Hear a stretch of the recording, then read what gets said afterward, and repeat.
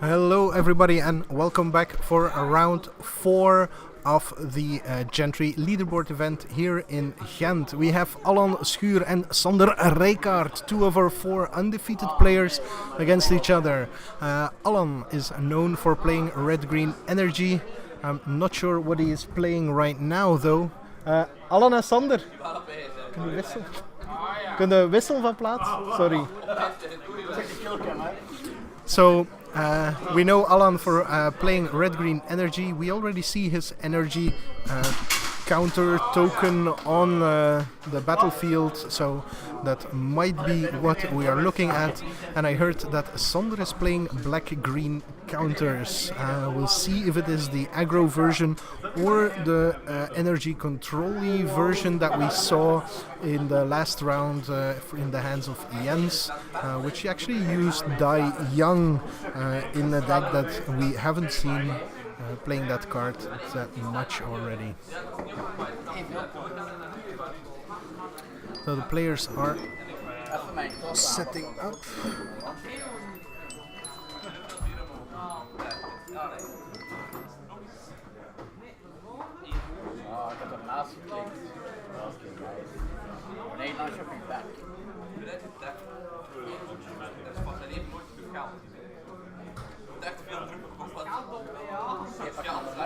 Okay, so players are setting up. Excuse me for a second. Apparently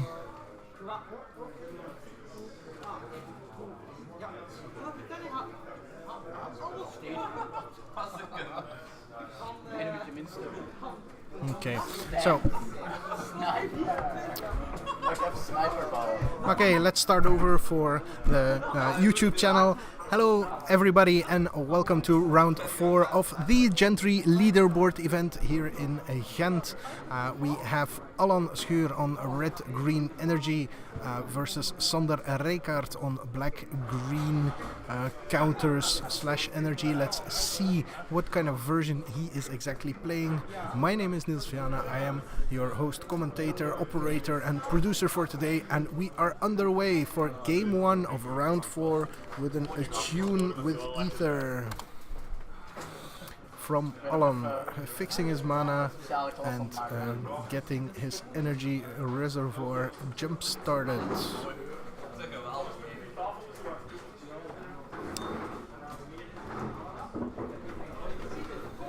So the people that are more familiar with the format might know that red-green aggro used to be the metagame golem, the deck you needed to be able to beat in order to step into the format.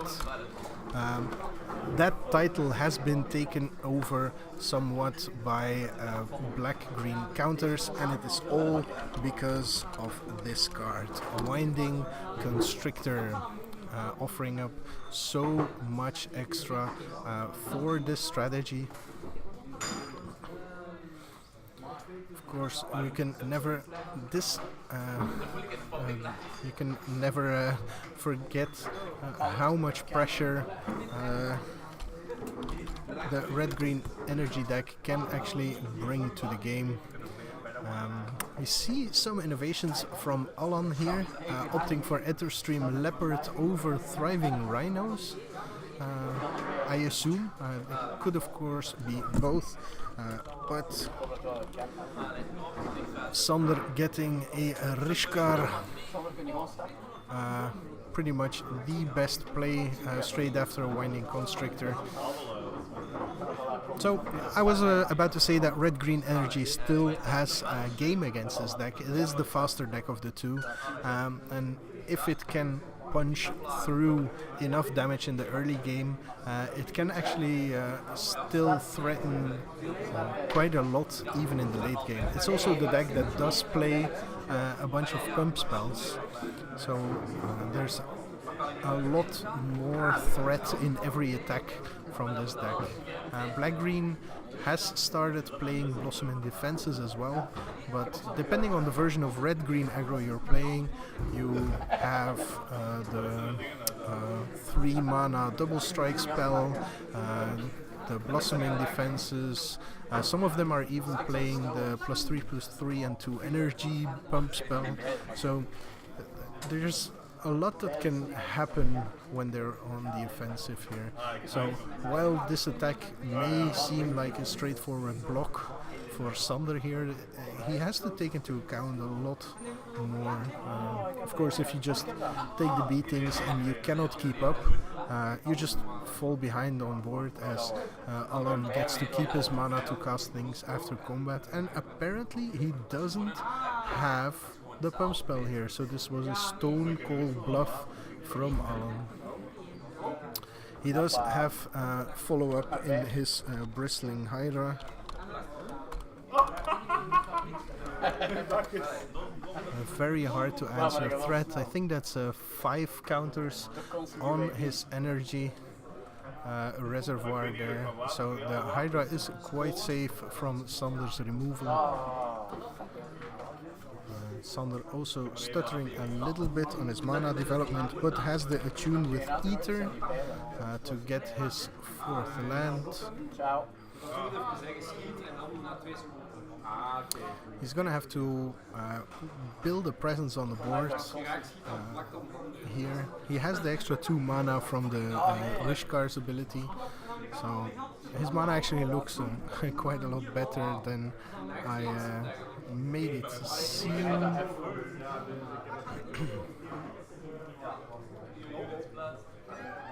So his follow-up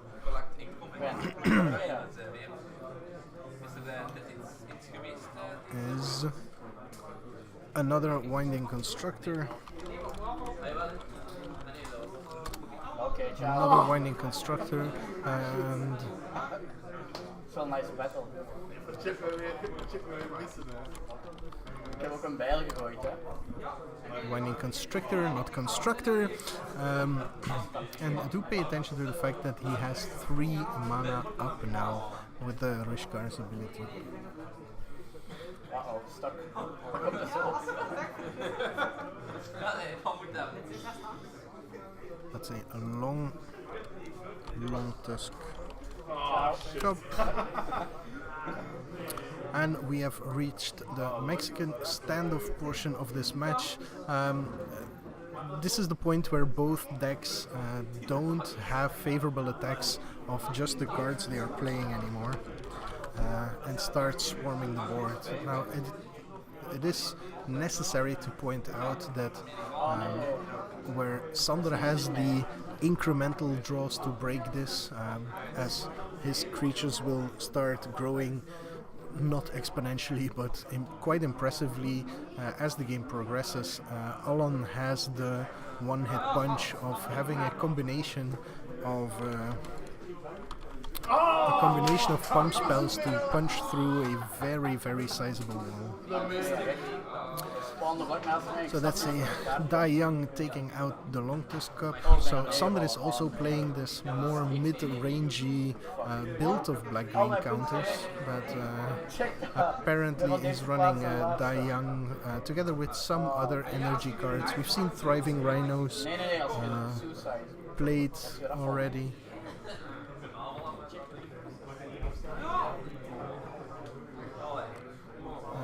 Tapping that Rijckaert for mana to play a cub of his own. Again, it's a bit comical to see just how much overlap there is between these 2 decks.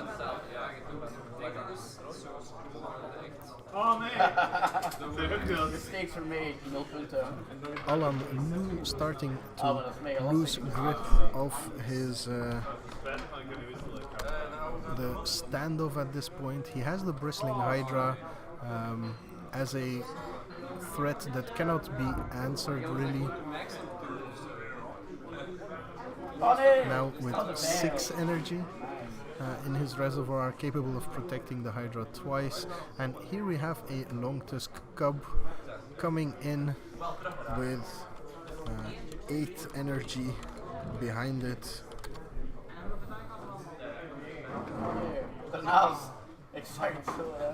He gets 3 +1/+1 counters to take out the Leopard.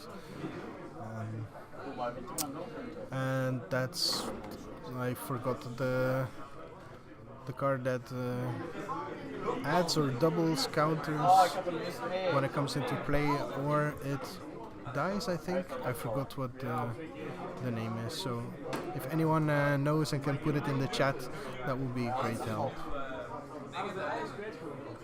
So it's a 3/3 and doubles counter. Well, it adds a counter of a type that's already there.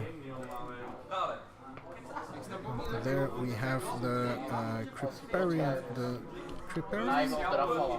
Tiger for Alan. Alleen heb ik wel de meeste skills hoor. Rijckaert Tiger. For those that play Hearthstone or Path of Exile, Maulfist Revolutionary. There we go. Thank you very much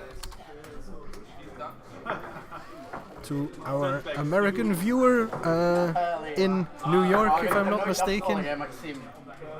You're a lucky boy. Ik vind dat wel nog tof. Ja, doe gewoon gun game. Apparently our camera is morphing the colors quite a bit. The Revolutionary looks a lot more yellow than it is in real life. And we have a subtle strike to break open combat here. Ik moet gewoon knife daarin. Ik ga naar level 2. Mega nice. Dus tenminste echt skill.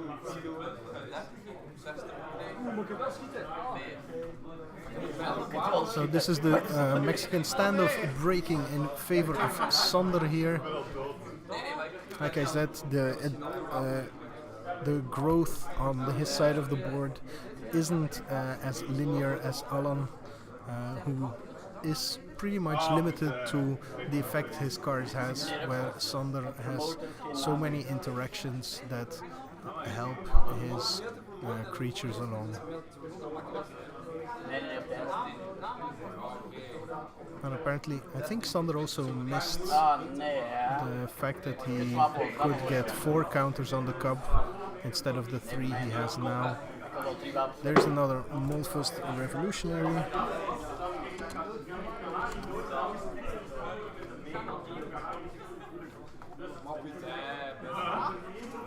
Wat? Daar heeft dood van. Wat een bullshit. 2 shots.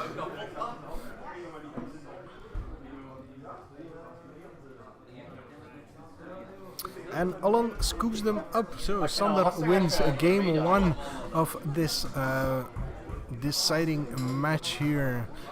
On the other side of the room, we, for the people who are interested in the leaderboards, we have Niels, who is now 1 point ahead of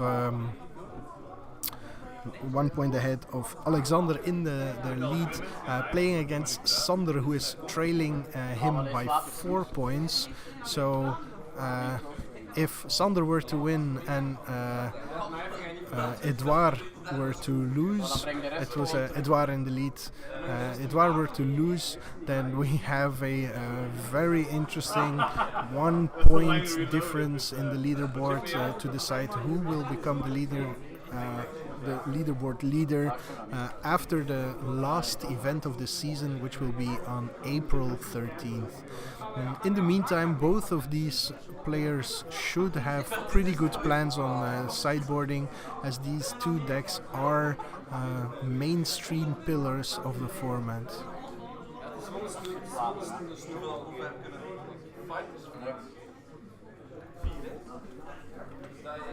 Echt veel wapens. Nee, het eerste. Daarna een single shot wapen. And we're shuffling up already and getting ready for game 2.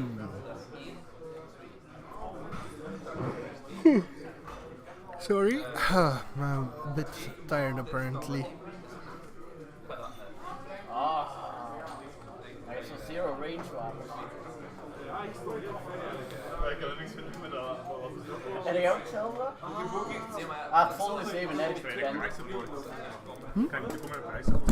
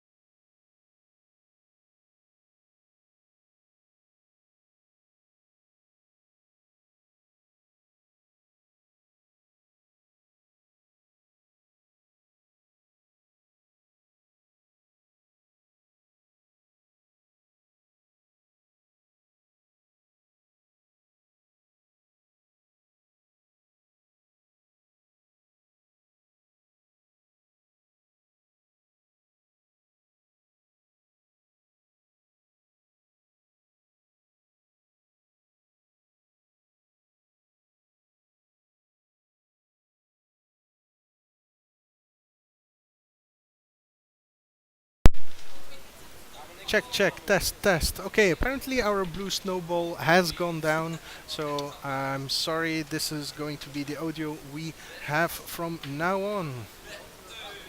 I also missed a few interactions in the meantime in the match. Thanks for the heads up, I didn't notice that my audio was down, so I hope the quality is still okay now. I already see it's a bit more silent, a bit more quiet again. So back to the match. Sander has gotten on the board with a Winding Constrictor and a Thriving Rhino, while Alan has the double striker. It's been too long that I actually played in the format. Can't remember what the 2-2 double striker's name is exactly. Oh nee. Weer That's met swipe, Fury swipe. No. No, I'm such a terrible commentator. Why are you guys still listening to me?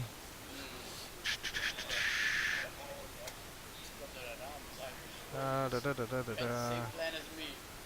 No. Ah, Uncaged Fury. That's the one.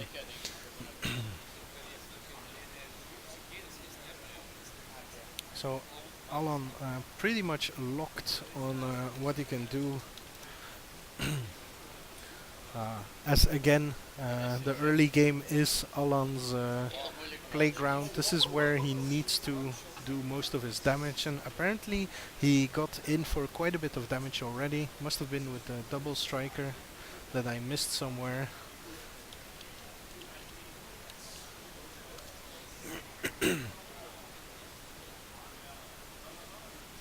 And the Alan having a lot of good cards, but in the complete wrong order here.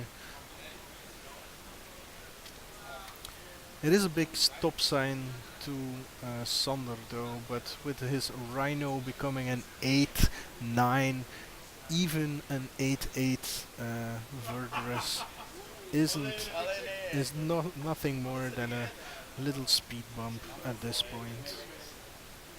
Yep, Alan just taking it, which also means that he's completely open to an alpha strike from Sander next turn, especially if he plays another creature here.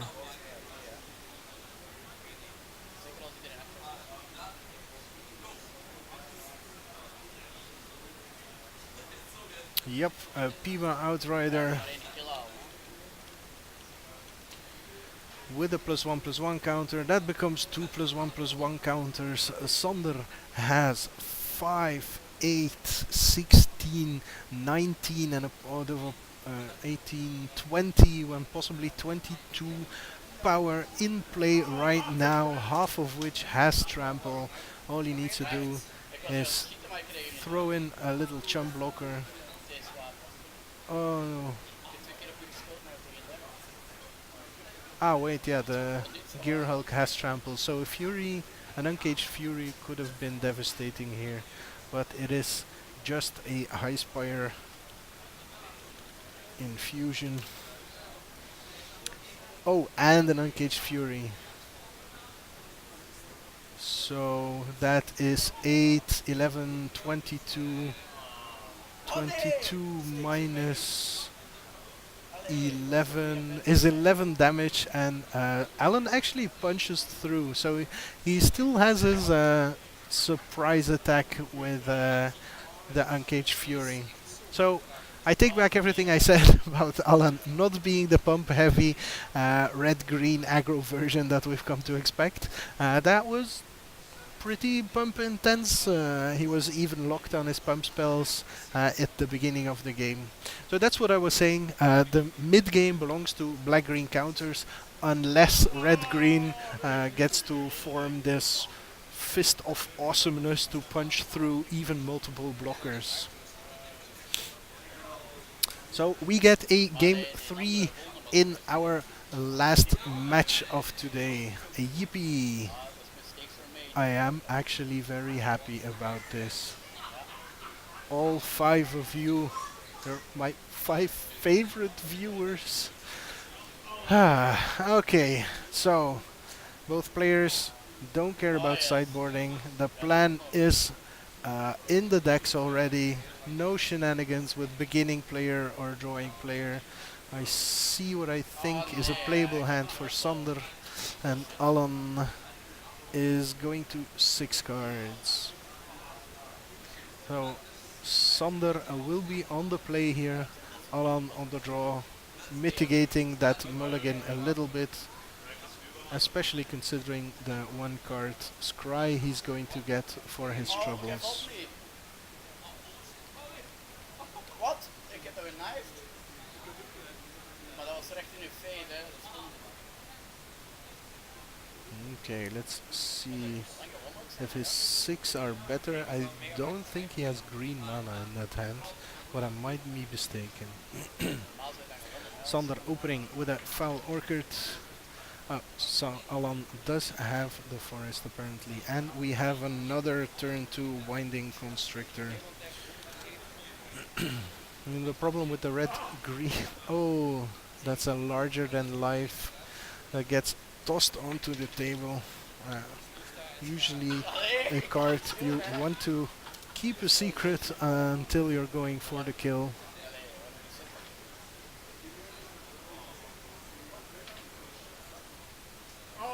And that's a second winding constrictor. Maar ja, ik weet in zijn bakjes. En je bent geleefd nog van zo'n goed afwijs. Voltaic Brawler coming in, getting +1/+1 and trample. And Sander drops to 16, content in leaving. Oh, and we have a harnessed lightning. I was about to say that one of the more problematic thing about the red-green aggro deck is that it barely plays any removal. But again, Alan is here to surprise us all with a yes sir, I am playing Harnessed Lightnings. It's so crucial to pick up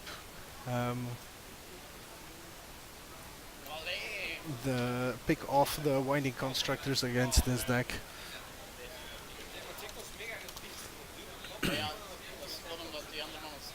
In order to stop things from escalating. 1 winding constructor is troublesome, 2 gets obscene really, really quickly.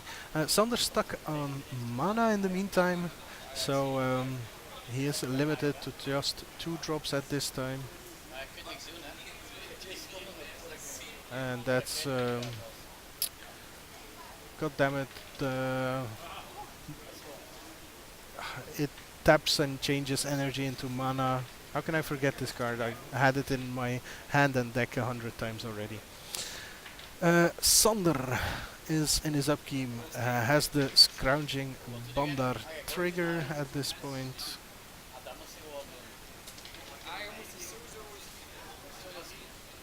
Oh, apparently chose not to move any counters. That's interesting. And we have in Servant of the Conduit. Servant of the Conduit. Thank you very much, Esho. But more importantly, we have a Die Young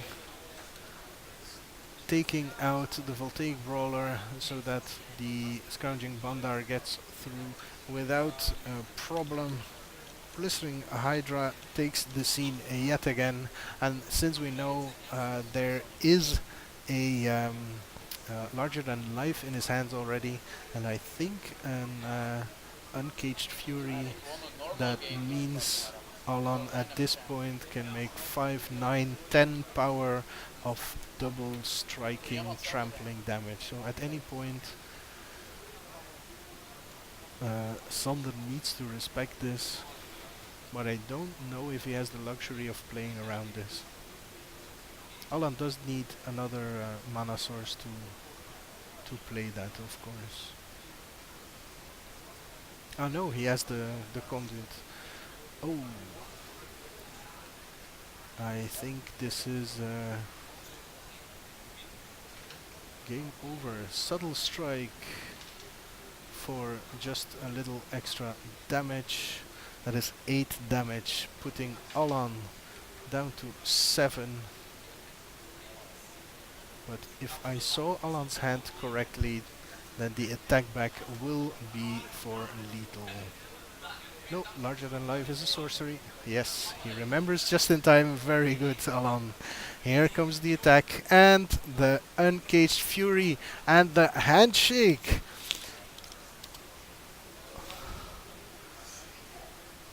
Okay, so Alan wins round 4, is one of 2 undefeated players still in the room. He is a bit low